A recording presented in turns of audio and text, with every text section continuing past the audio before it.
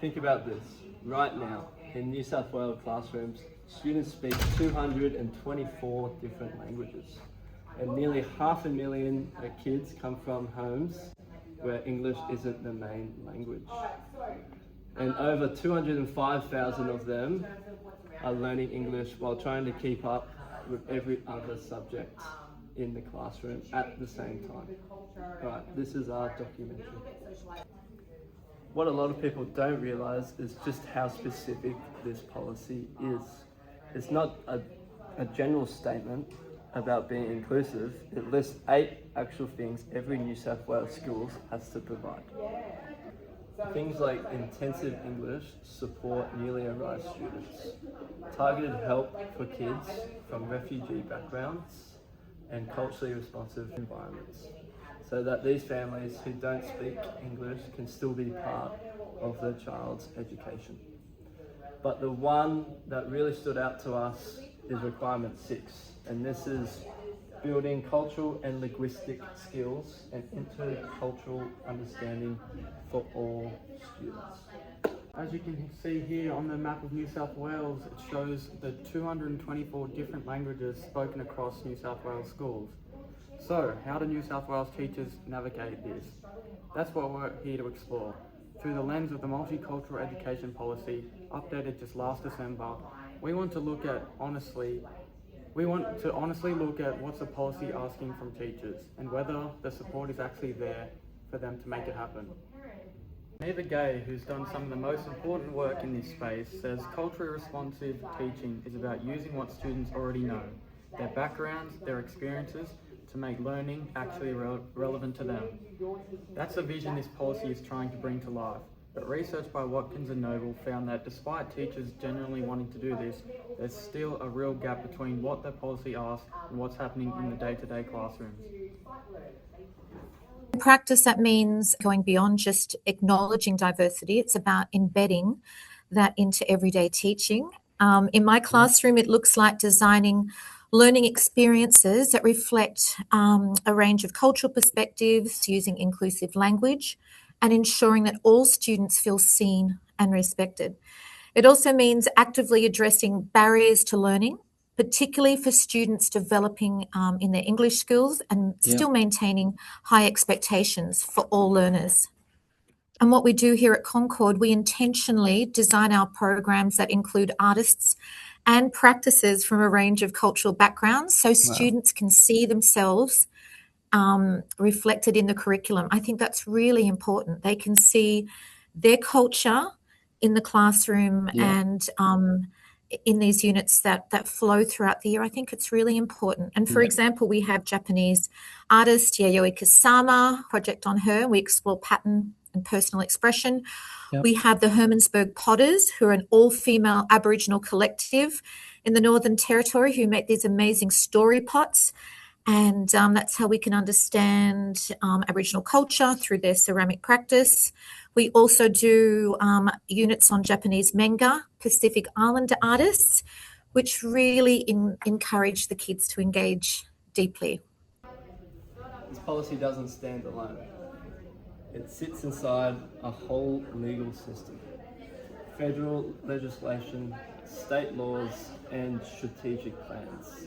And what makes it genuinely powerful is the Multicultural Act 2000 that makes it legally binding.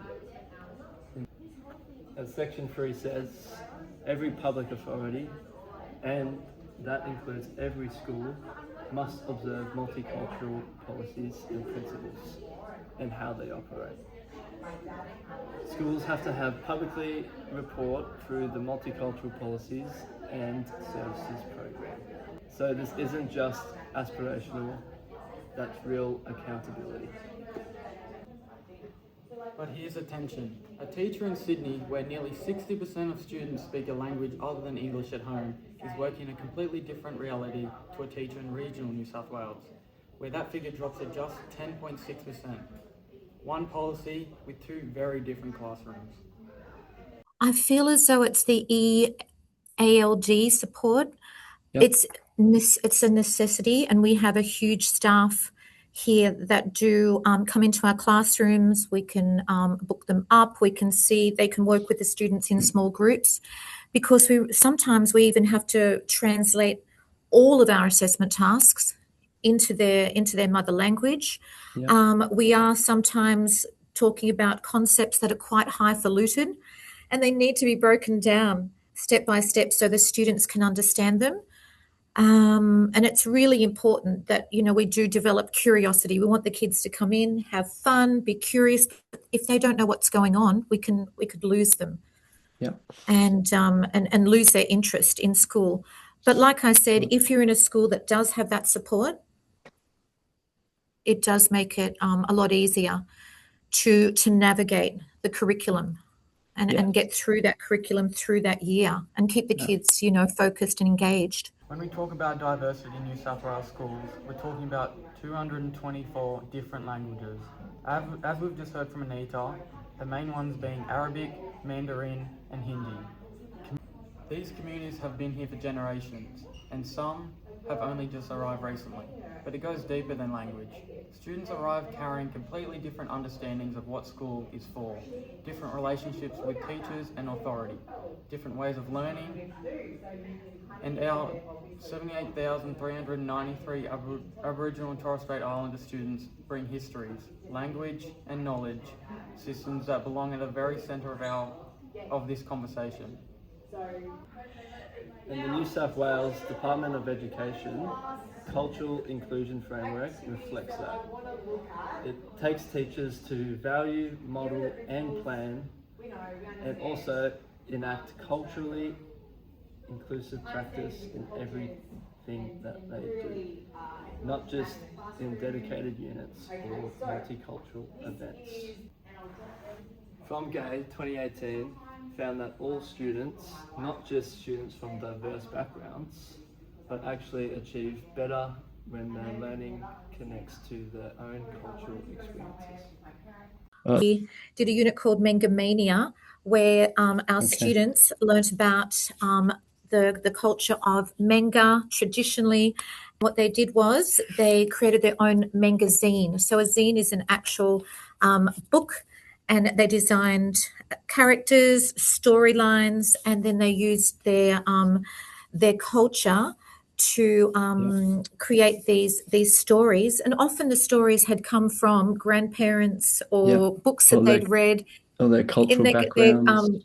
In their background. So we've got some direct inspiration and content here from students' background. The qualities are high. The kids love reading these. I bet. The classroom's quiet. They're really deeply engaged. Yes. And then we take them to other classes and the kids can read them and they can learn about different stories and different cultural, ideas, and while developing their drawing skills and their design skills. So we've got literacy connected here. We've got our drawing skills, and that's what we really like to do. We love to sort of link in with a lot of other curriculums and a lot of other courses, maths sometimes, English as much as we can. We really want them to celebrate their culture. We want others to respect it. So we find that art is just a really wonderful way to connect with everybody and for everybody. And Shrachner and colleagues found that when teachers hold certain beliefs, the ideas that students should just adapt and fit into their existing culture, outcomes for diverse students that measurably worse. The teacher's own beliefs matter just as much as the students' backgrounds.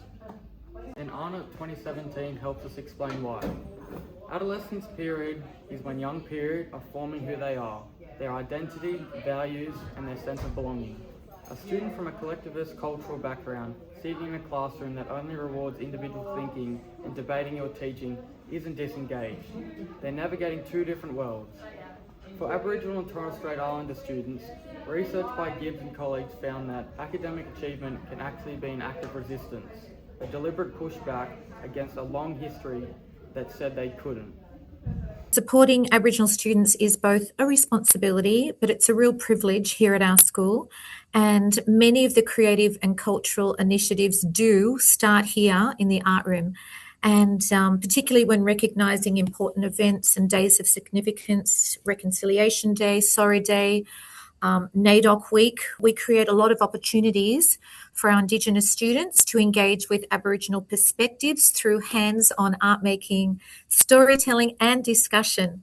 And these experiences help build cultural awareness across the whole school while also creating a space where Aboriginal students can feel that their culture is respected and celebrated. I think that's really important. It's very visible around our school. Whenever we have those days, we've got a sea of hands, we have wonderful murals, we have every student in the school doing these wonderful artworks to create installations. And the Aboriginal students do feel very proud about that. Yeah. But there's always more that we can build upon, you know, there's always many other ways that we can extend. A great piece of advice to give to you all would be to really prioritise your relationships with your students. Yeah.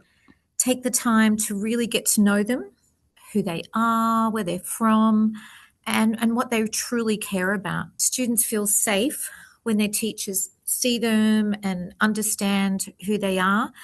And if you have that, I think they're far more willing to engage, take creative risks and challenge themselves, because that's ideally what we want, especially in these diverse classrooms. Strong relationships are the foundation for effective teaching. And from there, of course, be flexible, stay curious, and don't ever be afraid to adapt your practice to your own personality, because, you know, two classrooms aren't ever the same. But what I really love to do is to get so deep that I'm finding these powerful family stories that in the art room I can turn into HSC bodies of work. And a lot of the artworks from our school have received Band 6 grades because their artworks are reflecting these unique experiences that only these multicultural people can truly bring to the classroom. And it's a meeting point for tradition and identity and pride and resilience and creativity. If you can tap into that, I think you're going to be really successful in a multicultural classroom. The policy exists, the legal obligation exists, and the research is clear. What we need from the classrooms where teachers like us, just starting out, actually choose to see the value in diversity in front of them, because that's where it happens. Not in the document, but in the classroom.